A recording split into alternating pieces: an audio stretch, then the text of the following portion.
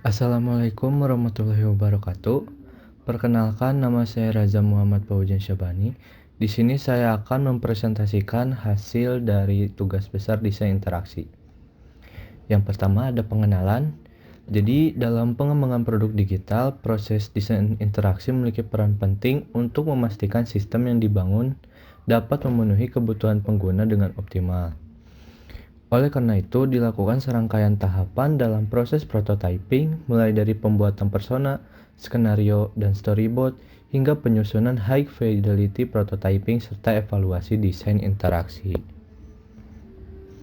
Lalu di sini untuk persona saya ada dua macam. Yang pertama investor pemula, lalu investor advance atau berpengalaman. Yang pertama untuk persona investor pemula. Jadi terdapat seseorang bernama Fajar Setiawan, berumur 27 tahun, sebagai karyawan swasta. Fajar adalah seorang pemula yang baru tertarik berinvestasi saham. Ia mencari aplikasi yang mudah digunakan, memiliki panduan onboarding yang jelas, dan menyediakan fitur pembelian saham yang simpel. Tantangannya adalah kurangnya pengalaman dan kebingungan terhadap istilah finansial. Oleh karena itu, aplikasi harus menawarkan UI intuitif, portofolio yang mudah diakses, serta informasi edukatif untuk membantunya memahami investasi dengan percaya diri. Lalu selanjutnya ada investor advance atau berpengalaman. Seorangnya bernama Rina Pratama, umur 35 tahun, dan seorang pengusaha. Rina adalah investor yang sudah lama berinvestasi dan membutuhkan fitur analisis yang mendalam. Ia mencari aplikasi dengan akses cepat ke data historis, informasi pasar real-time, dan keamanan transaksi seperti fingerprint login. Kesulitannya adalah menemukan platform yang responsif dan dapat menampilkan semua data dalam satu aplikasi. Oleh karena itu, fitur grafik analisis transaksi yang efisien serta UI yang cepat sangat penting untuk mendukung keputusannya dalam berinvestasi. Lalu selanjutnya ada skenario. Untuk investor pemula, Fajar baru mengenal investasi dan mengunduh aplikasi ini. Ia mengikuti onboarding, mendaftar dengan email, dan memverifikasi akun. Setelah masuk, ia melihat rekomendasi saham untuk pemula, membaca grafik sederhana, dan membeli saham pertamanya dengan mudah. Setelah transaksi berhasil, ia memantau portofolio dan mulai memahami investasi lebih lanjut. Lalu untuk investor advance atau berpengalaman, setiap pagi, Rina membuka aplikasi untuk memantau harga saham real time dan melakukan analisis teknikal. Setelah menemukan peluang investasi, ia langsung membeli saham melalui metode pembayaran tersimpan. Ia juga mengaktifkan notifikasi harga saham agar dapat mengambil keputusan cepat saat harga berfluktuasi. Lalu ada storyboard. Yang pertama untuk investor pemula.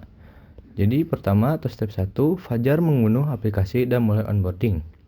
Yang kedua, Fajar mendaftar dan memverifikasi akun. Yang ketiga, Fajar melihat rekomendasi saham untuk pemula. Lalu yang keempat, Fajar membeli saham pertamanya. Lalu untuk investor advance, yang pertama, Rina membuka aplikasi untuk memantau pasar. Yang kedua, Rina melakukan analisis teknikal.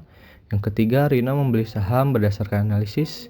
Yang keempat, Rina mengaktifkan notifikasi harga saham agar ketika terjadi pembaruan harga saham, Rina dapat mengetahui lalu memutuskan apakah sahamnya akan dijual atau akan di-keep atau ditahan. Lalu selanjutnya ada prototype. Jadi prototype yang saya buat adalah aplikasi pembelian saham yang bernama Sahamin. Di sini terdapat 21 page. Yang pertama ada pemilihan sign in, sign up. Lalu tentunya sign in, sign up, terus verifikasi number, verifikasi kode OTP, lalu pengenalan aplikasi, fingerprint, handle error, lalu page home, page portofolio, detail saham, confirm pembelian, lalu info pembelian, lalu profil dan logout. Lalu di sini terdapat hasil dari usability testing yang sudah saya buat menggunakan GForm. Di sini untuk usia, di sini saya memutuskan untuk menggunakan 3 user. Dan ketika user tersebut memiliki usia di rentang 18 sampai 20, jenis kelamin 2 pria, 1 wanita, Untuk profesi terdapat software quality assurance atau QA, lalu pelajar dan mahasiswa. Lalu di sini terdapat pertanyaan, seberapa menarikkah desain Sahamin? Di sini bisa dilihat bahwa terdapat 2 orang yang menjawab menarik dan 1 orang menarik sekali. Lalu selanjutnya, apakah tata letak menu dan fitur mudah dipahami? Dan ketiga user tersebut menjawab mudah sekali. Lalu, apakah warna, icon, dan tulisan dalam aplikasi mudah dibaca dan nyaman dilihat? Ketiga user tersebut menjawab nyaman. Lalu, apakah fitur-fitur utama dalam aplikasi ini seperti login, register, beli saham, dan lain-lain mudah ditemukan? 2 orang menjawab mudah sekali dan 1 orang menjawab mudah. Apakah informasi yang disajikan dalam aplikasi ini jelas dan mudah dipahami? 2 orang menjawab sangat mudah dipahami dan 1 orang menjawab mudah dipahami. Lalu kesimpulan dari hasil testing yang dilakukan oleh user ialah berdasarkan hasil evaluasi pengguna, mayoritas responden menilai bahwa desain aplikasi Sahamin menarik dan nyaman digunakan.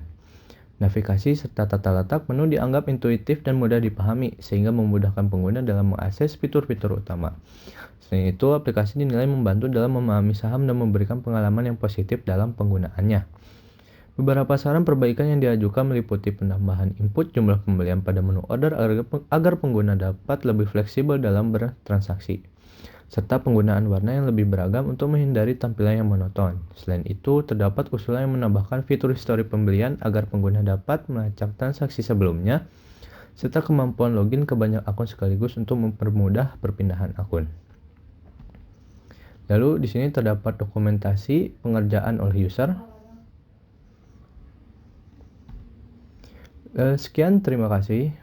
Dicukupkan untuk presentasi. Selanjutnya akan ada video tentang demo prototyping yang sudah saya buat, alias prototyping dari aplikasi Sahamin.